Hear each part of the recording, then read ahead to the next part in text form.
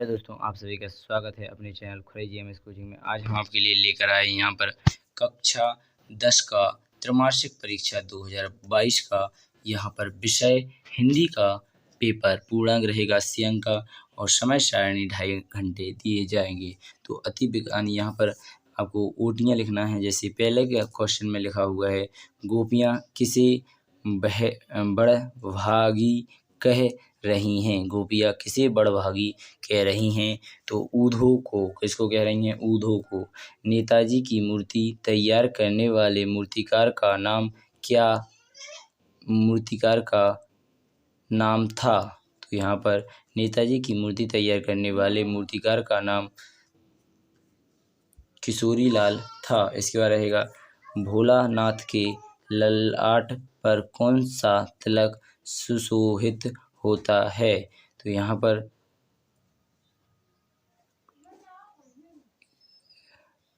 इसका देख लीजिएगा, लगभग कुमकुम का। भोलेनाथ के केसर केसर का किसका रहता है? केसर का। देख लीजिए, ठीक है, अच्छी तरह समझ में नहीं आ रहा है तो यहाँ पर आप अगला क्वेश्चन देखेंगे। शांत रस का स्थायी भाव शांत रस का स्थायी भाव निर्वेग होता है।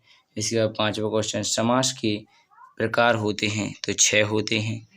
इसके बाद रहेगा, नियर प्लस निश्चय कौन सी संधि का उदाहरण है? तो यहाँ पर विसर्ग संधि का उदाहरण है। तो यहाँ पर अब इसे भी देख लीजिए अच्छी तरह से। नेक्स्ट क्वेश्चन आगे देखेंगे। सबसे पहले आपसे खाली स्थान पूछे जाएंगे, तो यहाँ पर रिक्त स्थानों की पूर्ति कीजिए। सूरदास की मुख्यतः वात्सल्य रस के कवि हैं। यहाँ पर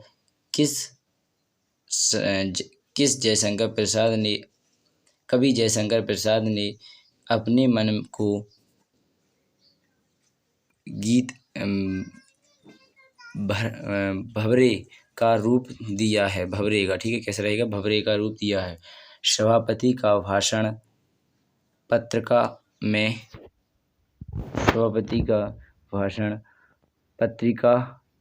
में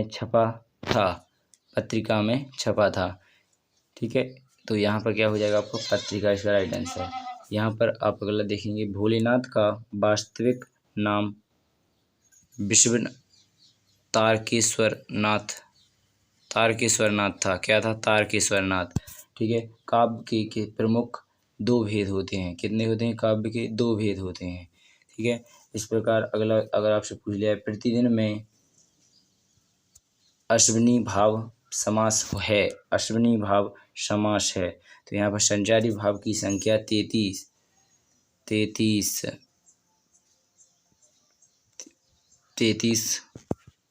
होती है। ठीक है, 33 ऐसा लिख लीजिए, हिंदी में 33 होती है। ठीक है, इस प्रकार देख लीजिए। इसके बाद चलेंगे ओटियों में, तो यहाँ पर रहेगा सही जोड़ी बनाइए। तो यहाँ पर पहले का आपका रहेगा गुण का शिशु पूजन सहाय। यहाँ पर सेवा करने वाला चोटी कहलाता है। यहाँ पर माता का आंचल सेवक। ठीक है, इसके बाद नीचे देखेंगे, गद्धक हमारी आत्मा। रस काव्य की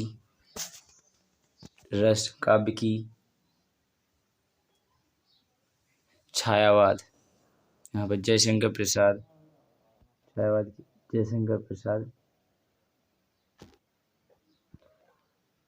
रस काव्य की आत्मा है। सॉरी ना, गलत हुए हैं थोड़े, देख लीजिए। रस काव्य की आत्मा है। गद्धक यहाँ पर स्वाभाविक आत्म अभिव्यक्ति हैं और जयशंकर प्रसाद छायावादी के कवि हैं। इस प्रकार यहाँ पर देखना था। ठीक है, गुण पर, तो यहाँ पर भी एक गुण पर चीटी था, छोड़ी गलती हुई। यहाँ पर गुण पर चीटी थी। सेवा करने वाला सेवक होता है। यहाँ पर माता का आंचल शिशु पूजन सहाय, थोड़ी गलती हो गई, इसलिए आप देख लीजिएगा यहाँ पर। ठीक है, पूरी दूसरी बता देते हैं। ऐसे गुण पर चीटी लगती हैं, तो यहाँ पर आप देखेंगे गुण पर चीटी। सेवा करने वाला सेवक होता है। माता का आंचल शिव पूजन सहाय होता है। गहहारी जो गदहहारी जी यहाँ पर स्वाभाविक अभिव्यक्ति है। यहाँ पर रस काव्य की आत्मा है। जयशंकर प्रसाद की रचना छायावाद, ठीक है। तो इस प्रकार आपको देख लेना है। चलिए थोड़े नेक्स्ट क्वेश्चन पर चलते हैं। ये रहे आपके नेक्स्ट क्वेश्चन, तो इनमें भी देख लीजिएगा। तो यहाँ पर रहेगा आत्मकथा कविता पहली बार हंस पत्रिका में प्रभावित हुई, सत्य है। यहाँ पर बाल गोविंद भगत के गीतों में प्रभु विलयन का भाव होता है, सत्य है। तीसरे में जॉर्ज पंचम में नाम पाठ में सहकारी तंत्र पर व्यर्थ किया जाता है, सत्य है। रामचरितमानस एक खंड काव्य है, गलत है। एकांकी में 4 अंग होते हैं, गलत है। यहाँ पर जहाँ दोनों पद प्रधान हो वहाँ द्विंग समास होता है, गलत है। तो आशा करेंगे आपने यहाँ पर सभी कुछ देख लिया होगा अच्छी तरह से। चलिए नेक्स्ट क्वेश्चन के ऊपर चलते हैं। तो ये रहे आपके नेक्स्ट क्वेश्चन, तो इनको भी देख लीजिएगा। 5वें क्वेश्चन में लिखा है सहस्त्रबाहु कौन था? सहस्त्रबाहु कौन था? आत्मकथक कविता में कवि ने मधुर का प्रयोग किसके लिए किया? ठीक है। नाक किसका प्रतीक होता है? यहाँ पर कहानी के तत्वों के नाम लिखिए। हिंदी पद साहित्य को कितने भागों में विभाजित किया गया है? वर्णों के पार्थक समूह को क्या कहते हैं? भोलानाथ के पिता आटे की कितनी गोलियां गंगाजी में प्रभावित करते थे? तो इस प्रकार आप इन सभी क्वेश्चनों के आंसर देख लेंगे। इसके बाद और भी जो क्वेश्चन है उनको भी पढ़ लीजिएगा। 6वां क्वेश्चन, उद्धव के व्यवहार की तुलना किन किन से की गई है, लिखिए। यहाँ पर अथवा में दिया गया है परशुराम के क्रोध करने पर राम और लक्ष्मण की जो प्रतिक्रियाएं हुई उनके आधार पर दोनों के स्वभाव की एक एक विशेषता अपने शब्दों में लिखिए। यहाँ पर 7वां क्वेश्चन, क्रिकेटन की मृत्यु का समाचार देते वक्त पानबाला उदास हो जाता है, क्यों? यहाँ पर अथवा में रहेगा बाल गोविंद भगत की पुत्र वधू उन्हें अकेले क्यों नहीं छोड़ना चाहती थी, लिखिए। यहाँ पर 8वां क्वेश्चन, माता का आंचल पाठ के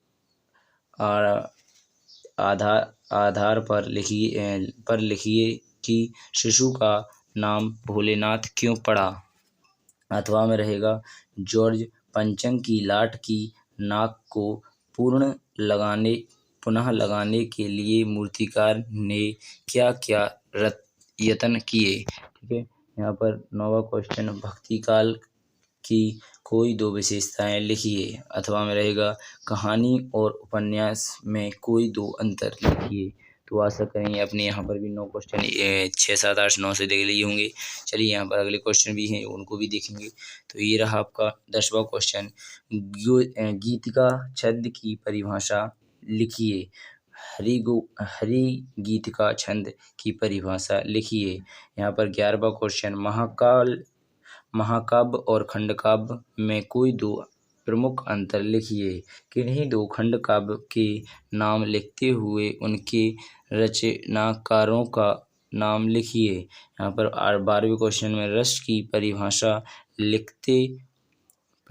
लिखते हुए रस के अंगों के नाम लिखिए। यहाँ पर वीर रस की परिभाषा लिखते हुए एक उदाहरण लिखिए। यहाँ पर 9वां क्वेश्चन, निम्नलिखित में से किन्हीं 2 का छंदी विच्छेद का कर नाम लिखिए, ठीक है, किसी 2 का। तो यहाँ पर ये रहे भी दोनों, हिमालय का या फिर जगदीश का या मनोहर का, ठीक है। अथवा में रहेगा निम्नलिखित में से किन्हीं 2 का समास विग्रह कर नाम लिखिए। तो यहाँ पर रहेगा राजभवन का,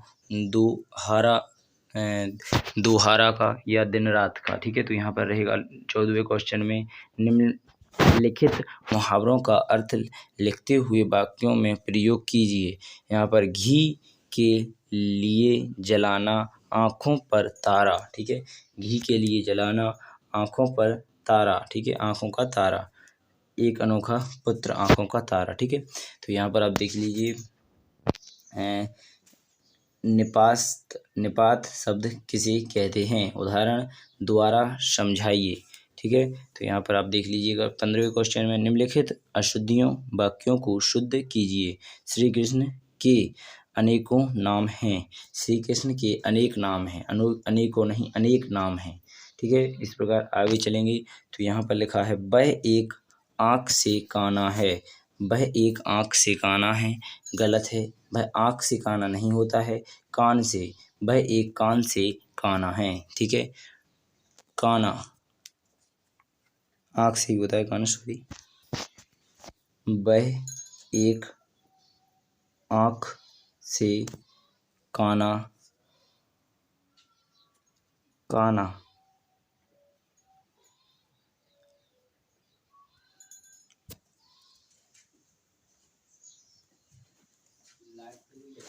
काना है।